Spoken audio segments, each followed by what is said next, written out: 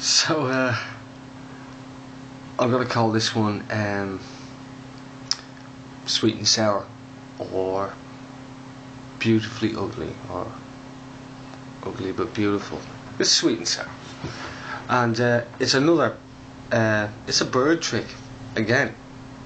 You guys are genius, man. And it's a real simple thing to do. In fact, it's a lot more simple to do on a guitar for a change than it is to do on a trumpet or a horn or a piano or whatever. It's actually a really easy thing to do on a guitar, and it's a real simple concept to sort of apply.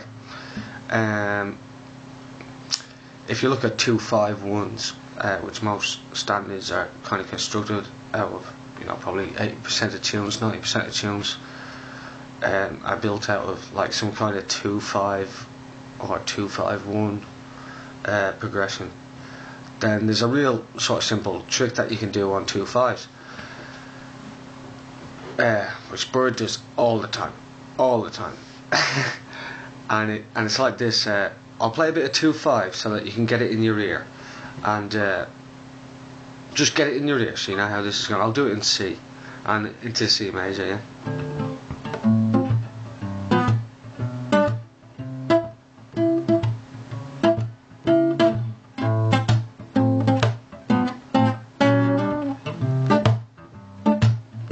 Yeah, 2-5, yeah.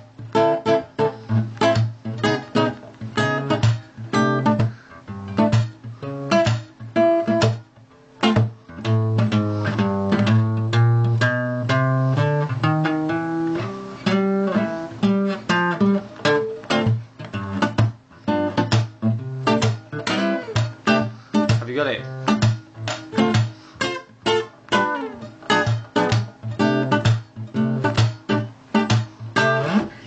Right, so what I'm doing is it's like half a bar D minor 7, half a bar G7, and then 2 bars of C6 or C major 7 or whatever. Pretty standard stuff like 1, 2, 3, 4, and 1, 2, 3, 4, 1, 2, G. Right. So what we do is anything that you could play on the first chord, anything you can play on the D minor 7 chord, weirdly is repeatable up a minor third away from that, right? So anything that you could play in D minor on the D minor 7 chord, on the G chord, instead of playing like some G shit, right? Instead of doing that, what Bird does a lot is he plays the same thing that he's played on the D minor chord. He just repeats it up a minor third. So effectively, what he's doing is he plays D minor, then he plays F minor on the G chord.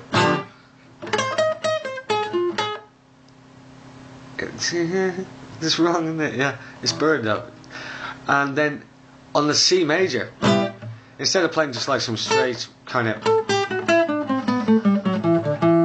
C stuff, he'll play the E minor, which is pentatonic built off the third. That's pretty basic stuff, you know what I mean? He's kind of outlining the C major,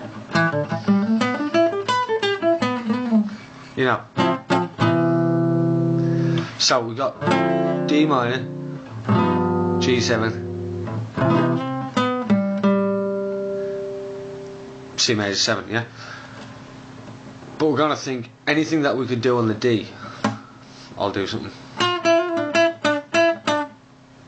You can do on the F, up a minor third from the D.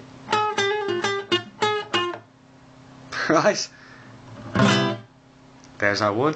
And you can do that on the E minor as well. Do you see what I mean? So basically what you've got happening is, instead of looking at it as a 2, 5, 1, do you know what I mean? 2, 5-1. What we're going to do is 2, up a minor third from 2,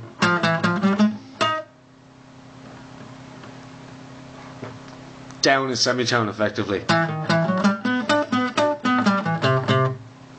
Do you see what I mean? So it's a way of like thinking about a 2-5 as 3 kind of looks like they're unrelated pentatonics, or it looks like they're unrelated blues scales, but they're not really unrelated, obviously.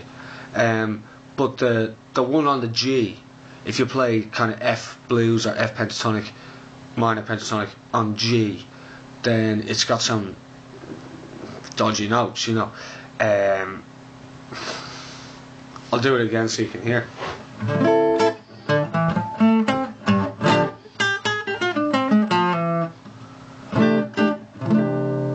See what I mean?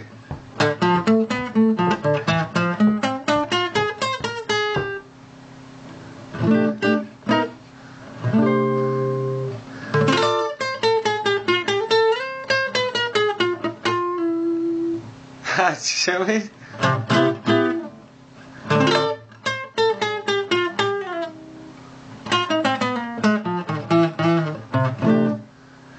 So basically play instead of playing chord tones on the D, you play sort of blues or pentatonic on the D.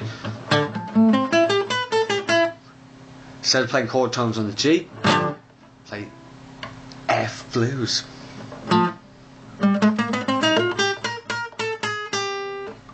Instead of playing chord tones on the C, you play E blues.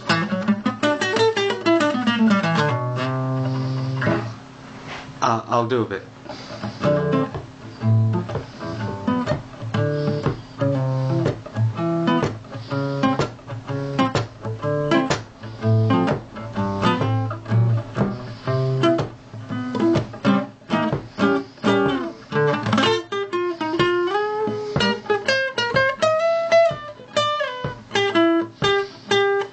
D, F, E,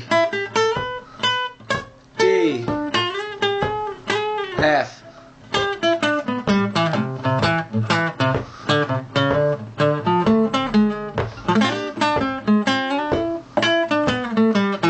E, D, F, E.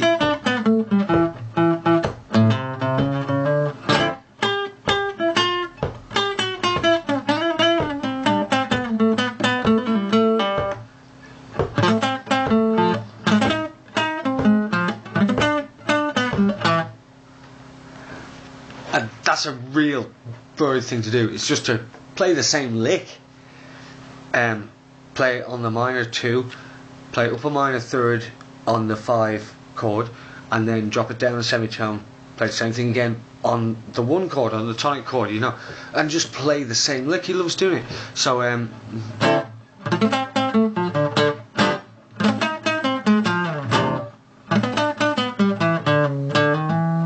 you know what I mean?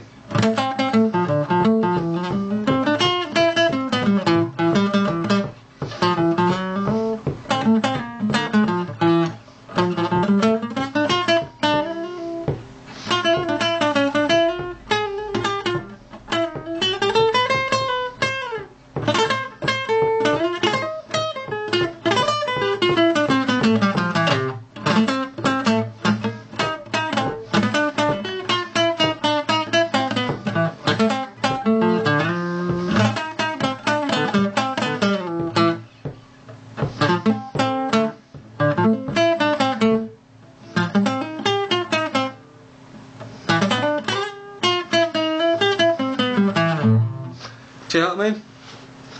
Alright.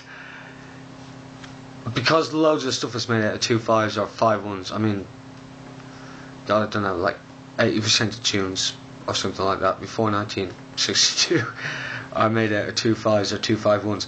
So it's just like a massive thing to apply to stuff that you already know, like I don't know, if you're playing standards like All Things You Are or Autumn Leaves or anything that's got loads of 2-5 motion, Stella, whatever you're doing that's got loads of 2-5 motion, If you listen to bird and post-bird stuff, anyone else,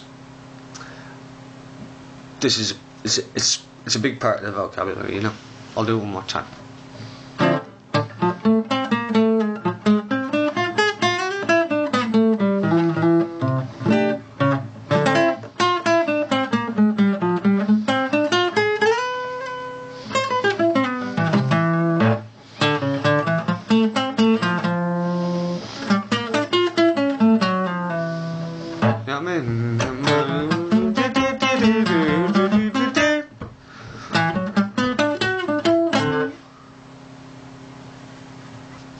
See you next time.